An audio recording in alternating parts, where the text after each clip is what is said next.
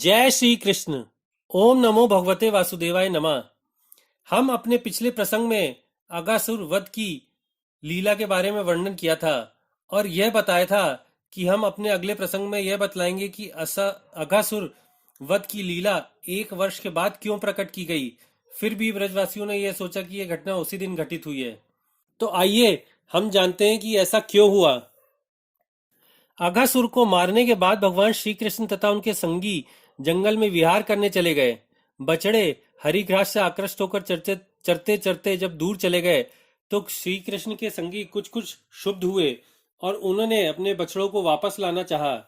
किंतु श्री कृष्ण ने ग्वाल वालों को यह करके कहकर प्रोत्साहित किया कि तुम क्षुब्ध हुए बिना अपना भोजन करो। इस तरह श्री कृष्ण जी वहां से चले गए। तब भगवान श्री कृष्ण की शक्ति की परीक्षा लेने के लिए ब्रह्मा जी सारे बछड़ों और ग्वाल बालों को चुरा ले गए और ले जाकर उन्हें एकांत स्थान में रख दिया। जब भगवान श्री कृष्ण बछड़ों तथा बालकों को ना ढूंढ पाए तो वह समझ गए कि यह ब्रह्मा जी की चाल है।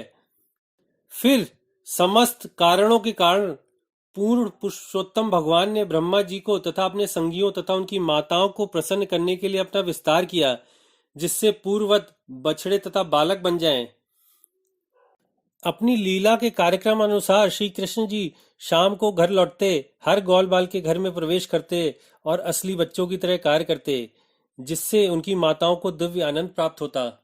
यद्यपि ब्रजभूमि के सारे निवासियों, ग्वाले तथा गोपियों में पहले से ही भगवान श्री कृष्ण के लिए अपने निजी पुत्रों से अधिक स्नेह था, किंतु अब वह 1 वर्ष तक उनके अपने पुत्रों के प्रति यह स्नेह लगातार बढ़ता ही गया, क्योंकि अब भगवान श्री कृष्ण उनके पुत्र बन चुके थे। इस तरह अपने ग्वाल बालों तथा बछड़ों के समूह बना लेने के बाद भगवान श्री कृष्ण अपने आप को उसी रूप में बनाए रहे।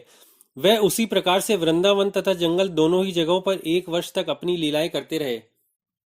पूरा 1 वर्ष बीतने के बाद जब ब्रह्मा जी लौटे तो उन्होंने देखा कि श्री कृष्ण पूर्ववत अपने मित्रों, अपनी गायों तथा बछड़ों के साथ खेल रहे हैं।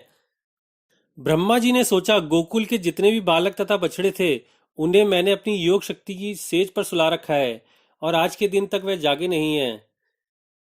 तो ये लोग कौन हैं और ये कहां से आए हैं? इस तरह विचार करते करते ब्रह्मा जी ने उन दो प्रकार के बालकों में अंतर जानने का प्रयास किया, किंतु वह कुछ ना समझ पाए।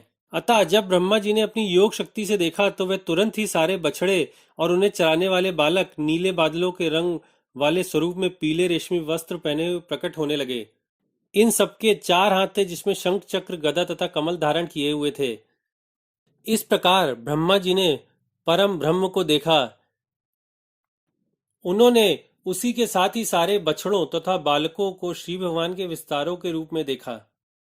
यह देखकर ब्रह्मा जी तुरंत अपने हंस वाहन से नीचे उतरे और भूमि पर सोने के दंड के समान गिरकर भगवान श्री कृष्ण के चरण कमलों का स्पर्श किया। तब धीरे धीरे उठते हुए अपनी दोनों आंखें पोंछते हुए ब्रह्मा ने मुकुंद की ओर देखा। फिर अपना सिर नीचे झुकाए मन को एकाग्र किए तथा कंपित शरीर से व लड़खड़ाती वाणी से विनय पूर्वक भगवान श्री कृष्ण की प्रशंसा करने लगे। आशा करते हैं कि ब्रह्मा जी द्वारा बालकों तथा बछड़ों की चोरी का ये प्रसंग आपको अच्छा लगा होगा। कृपया लाइक, शेयर और सब्सक्राइब करना ना भूलें। जय श्री कृष्ण।